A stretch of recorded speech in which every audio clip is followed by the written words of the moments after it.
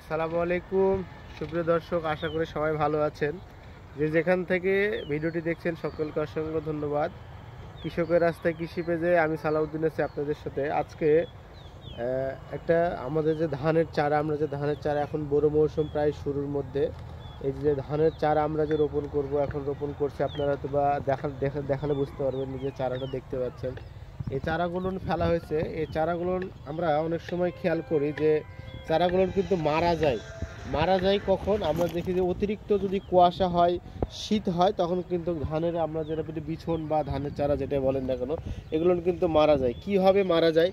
প্রচুর পরিমাণে যখন কুয়াশা পড়ে, কুয়াশা পড়ার কারণে মারা যায়। কীভাবে আপনি এই কুয়াশা থেকে বিছন যেন আপনার যে ধানের চারা সেটা যেন মারা না যায়, নষ্ট না হয়, সেটার জন্য আপনাকে কি পদ্ধতি অবলম্বন করতে হবে, কি কাজ করতে হবে, সেটা করবেন আমি বলে দেবো আজকের এই ভিডিওতে। দুইটি কাজ করতে হবে। প্রথমত আপনাকে এখানে পাউডার ব্যবহার করতে হবে। কি পাউডার ব্যবহার করবেন আপনি এই জায়গাতে আপনাকে 72 WP মেনকোজেব মেটালিক্সিল এই গ্রুপের পাউডার ব্যবহার করবেন। কতটুকু পরিমাণ ব্যবহার করবেন? প্রতি লিটার পানিতে 2 গ্রাম করে মেনকোজেব মেটালিক্সিল পাউডার ব্যবহার করবেন। এবং এর সঙ্গে আপনাকে যে কাজটি করতে হবে, এর সঙ্গে অবশ্যই আপনাকে এখানে কারেন্ট পোকার বিষ অর্থাৎ পাইমেট্রোজিন নিটেন পাইরাম এই গ্রুপের ওষুধ দিতে হবে। প্রতি লিটার পানিতে 1/2 গ্রাম, অর্থাৎ আপনার যদি 16 লিটার পানি হয় তো সেক্ষেত্রে 8 গ্রাম পাইমেট্রোজিন নিটেন পাইরাম এই গ্রুপের ওষুধ।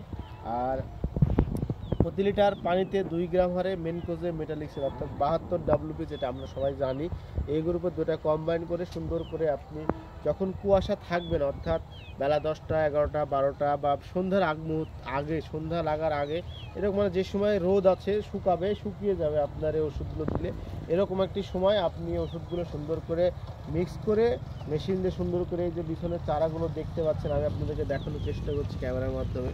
এই যে চারাগুলো দেখছেন, এরকম বয়স থেকে আপনি দেওয়া শুরু করবেন, তাহলে আপনার জমি যে বিছনের চারা শীতে অন্যান্য বছর দেখে থাকেন শীতে চারা মরে যায়, বিছনের চারাগুলো মরবে না এবং সতেজ থাকবে। আপনি লাগানো পর্যন্ত আপনার চারা ভালো থাকবে। আর আরেকটি কাজ করবেন, যখন চারা বড় হয়ে যাবে তখন আপনি অবশ্যই সেখানে পচনের ওষুধ দিবেন।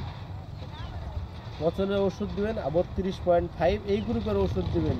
অ্যাজোক্সিস্টোবিন ডাইফেনকোনাজল 32.5 আছে, এটা প্রতি লিটার পানিতে 1 মিলি হারে ওষুধ দিবেন, তাহলে আপনার বিছনটা ভালো থাকবে এবং আপনার পরবর্তী যে লাগানোর পরে যে রোগটা হয় সেই রোগটাও হবে না। আপনার বিছন যেটা লাগাবেন খুব সুন্দর এবং সতেজ থাকবে।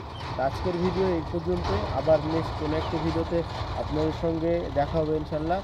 আজকে আমি এখানে বিদায় নিলাম। সবাই ভালো থাকবেন, সুস্থ থাকবেন, আমার জন্য দোয়া করবেন। আসসালামু আলাইকুম।